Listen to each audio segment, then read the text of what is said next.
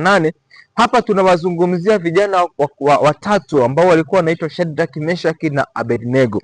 Hawa vijana watatu walionekana kwamba wana imani thabiti ambayo iliweza hata kumshangaza mfalme mwenyewe, iliweza hata kuwashangaza ile taifa la Israeli, iliweza hata kuwashangaza wale wananchi wa mfalme Nebukadneza kule Babeli, au katika ile nchi ya Shiro. Kabla haijaitwa Babeli ilikuwa inaitwa nchi ya Shiro.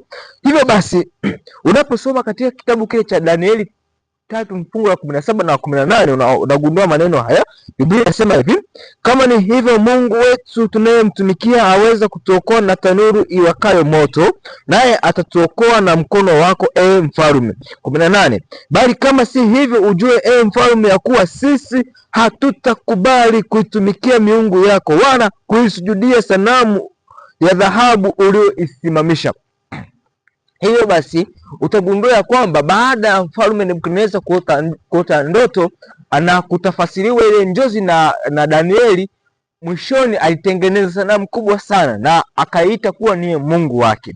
Hivyo basi akaamuru wananchi wote katika Babeli ile, katika ufalme wake, wote wataisujudia na kuiabudu na kuitumikia ile sanamu aliyoitengeneza mfalme Nebukadneza. Ile sanamu ilikuwa ni kubwa sana na ilikuwa ni ya dhahabu tupu. Lakini cha ajabu na cha kushangaza ni kwamba alikutana na vijana wenye imani thabiti mbele ya Mungu wao, ambao ni Shadrach, Meshach na Abednego. Na hawa walimwambia wazi kabisa bila kuogopa ya kwamba mbele yao kuna kifo, kuna tanuru linaloweka moto ambao watakaoshindwa kusujudu mbele ya hilo sanamu, hakika yake watatumbukizwa ndani ya lile tanuru la kalomoto. Cha ajabu na cha kushangaza, wale waliokuwa wanamtumikia mfalme Nebukadneza walipeleka taarifa kwa mfalme ya kwamba mfalme ushie milele, kuna vijana watatu katika kabila ya Yuda ambao waliotoka katika nchi ya utumwa wa Israeli wamegoma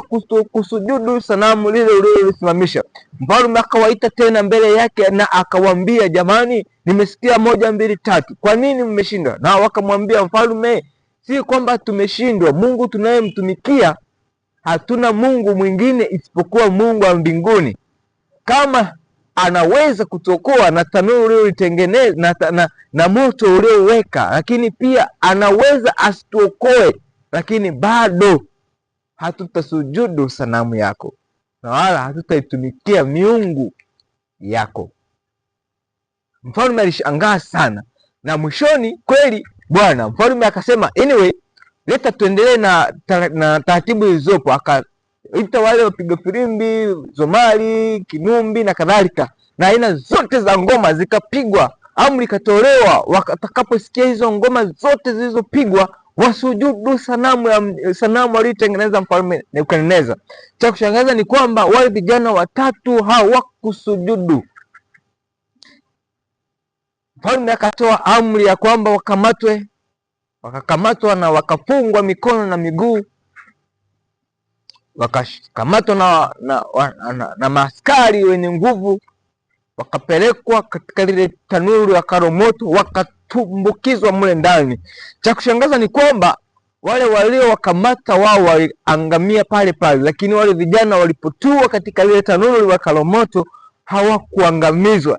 Swali ni kwamba, je, Mungu unayemtumikia ni Mungu wa namna gani? Ni Mungu ambaye anaweza kujibu kila ombi unaloliomba, au ni Mungu ambaye anaweza asijibu na bado akabaki kuwa Mungu wako? Maana watu wengi leo wanaamini ya kwamba Mungu unapomuomba yeye ni wa kujibu tu kila unachokuomba. Ukimwomba gari atakujibu, ukimwomba mke atakujibu, ukimwomba maisha mazuri, ukimwomba nyumba, ukimwomba hiki atakujibu. Swali ni kwamba, je, huyo Mungu wako unayemwabudu, huyo Mungu wako unayemtumikia anaweza kukujibu ama anaweza sikujibu na bado akabaki kuwa Mungu? Ama ni Mungu ambaye yeye ni wa kujibu tu maombi unayoyaomba? Mimi nimejifunza kwa Shadrach, Meshach na Abednego ya kwamba wanasema lazi ya kwamba Mungu wetu aweza kutuokoa na tanuru la kalomoto na mkono wako wewe mfalme, lakini hata kama asipoweza kutuokoa na tanuru, asipoweza kutuokoa na mkono wako, asipoweza kutuokoa mbele ya kifo, lakini atabaki kwa Mungu. Hatutasujudu sanamu uliyoitengeneza mfalme, wala hatutaweza kuitumikia miungu yako mfalme. nataka nikutie moyo kwamba hawa vijana wakati wako katika ile taifa la Yuda kule Israeli, katika nchi ya Israeli, walifundishwa na baba zao, walifundishwa na wazazi wao, walifundishwa na walimu wao wa dini ya kwamba huyu Mungu ni mwaminifu kweli, huyu Mungu ana uwezo kweli, huyu Mungu anaweza kufanya jambo lolote lile utakalomuomba afanya. Lakini pia walifundishwa kwamba huyu Mungu anaweza asifanye kile ulichomuomba na bado akabaki kuwa Mungu. Anaweza akafanya na anaweza asifanye na bado akabaki kuwa Mungu. Huwezi ukaondoa wema wa Mungu eti kwa sababu leo umemuomba kitu fulani hajakujibu au hajakupatia. Ama unaweza ukasema huyu ndiye Mungu kweli kwa sababu nimemuomba kitu fulani amenipatia. Nataka nikwambie kwamba Mungu atabaki kuwa Mungu hata kama asipoweza kukujibu maombi yako, atabaki kuwa Mungu tu.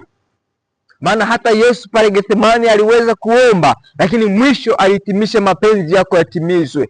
Alikuwa na uwezo wa kusema Baba niondolee kikombe, lakini bado akasema mapenzi yako yatimizwe. Lakini utaona pale msalabani anasema Baba, mbona umeniacha? Kana kwamba Baba, tulikubaliana tutakuwa pamoja, hata katika msalaba huu tutakuwa pamoja, lakini Baba, mbona umegeuza kisogo, umeniacha? Mungu atabaki kuwa Mungu hata kama asipokujibu lile ulilomuomba. Sio kwamba utabadilisha wema wa Mungu kwa sababu ameshindwa kukujibu. Sio kwamba ndipo utaongeza wema wa Mungu pale anapokujibu. La hasha, Mungu atabaki kuwa Mungu. Nataka nikwambia kwamba unatakiwa uwe na uelewa mpana kuhusu Mungu. Kama huwezi kumwelewa Mungu huyu unayemwabudu ya kwamba ni Mungu wa namna hii, kwamba aweza kukujibu na aweza asikujibu na bado akabaki kuwa Mungu. Ikiwa utakuwa na uelewa kwamba Mungu ni yule tu ambaye ukimuomba gari atakupa, ukimuomba mke atakupa, ukimuomba nyumba atakupa, ukimuomba kitu fulani atakupatia, ukimuomba upandishe cheo atakupatia, ukimuomba jambo fulani kile unayomuomba anakupatia, nataka nikwambie kwamba huyu si Mungu wa Biblia hii. Sababu Mungu wa Biblia hii waweza kumuomba na akanyamaza na bado akabaki kuwa Mungu. Maana hata Elia aliweza kuomba katika lile jangwa kwamba Mungu, naomba sasa nipe, maana mimi si bora kuliko baba zangu, mimi si mwema kuliko baba zangu. Lakini ombi la Elia halikujibiwa, bali Mungu alijibu ya kwamba akamtuma malaika akashuka, akamletea mkate, akamletea na maji, akamwamsha Elia, amka unywe, safari ulionayo ni ndefu bado. Elia akala akaomba tena afya, lakini bado Mungu hakulijibu lile ombi. Lakini si hivyo tu, utaangalia wakati wa Yona anatumwa kwenda Ninawi, anakimbilia kwenda Tarshishi, utagundua kwamba Yona mwisho wa siku aliomba afe, wamtupe katika bahari ili afe, asiende Ninawi kuhubiri Injili. Lakini sio mapenzi ya Mungu. Mapenzi ya Mungu yalikuwa ni kwamba Yona utabidi uende Ninawi kuhubiri Injili, lakini Yona akasema hapana, mimi nahitaji kufa. Lakini Mungu hakujibu. Kwa hiyo nataka nikwambie kwamba si kila ombi utakalomuomba Mungu atakujibu, maana hekima ya Mungu ni kubwa kuliko ya mwanadamu. Mungu naye mtumikia ni Mungu wa namna gani? Mungu, je, unamjua Mungu kweli au umemfuata tu? Unamjua Mungu au unamfuata tu? Sababu wengi wetu leo tunachanganyikiwa tunapokuwa tunamuomba Mungu na tunaona amechelewa, pengine amekawia, pengine hajajibu miaka mitatu, miaka minne, miaka mitano, tunashindwa kuvumilia. Lakini pengine Mungu anaweza asijibu kabisa. Swali la kujiuliza ni kwamba je, kwa nini mpaka leo kuna maskini na kuna matajiri? Lakini mpaka leo kuna watu wema na waovu. Lakini sio hivyo tu, kwa nini maskini wanaweza wakawa ni Wakristo na wakawa pia ni wapagani? Lakini kwa nini matajiri wanaweza wakawa ni Wakristo lakini pia wakawa ni wapagani? Kwa nini sio watu wema ambao Mungu anaweza kawapatia? Kwa sababu ni wema, Mungu akasema, au kwa sababu ni watu wema wananicha mimi, ngoja niwapatie mali. Lakini utagundua kwamba utakufa maskini kwa sababu bado unamcha Mungu, utakuwa tajiri na bado unamcha Mungu. Lakini kuna waovu lakini wanakuwa matajiri, kuna waovu lakini ni maskini wa kutupwa kabisa. Mungu atabaki kuwa Mungu hata kama asipokutoa kwenye changamoto uliopo. Maana utagundua kwamba Danieli alikuwa na uwezo wa kuomba Mungu asimpeleke katika tanuru la nini, katika tundu la simba. Lakini cha ajabu na cha kushangaza ni kwamba Mungu huyo ambaye Danieli alikuwa anasimama anamhubiri, anatafasiri njozi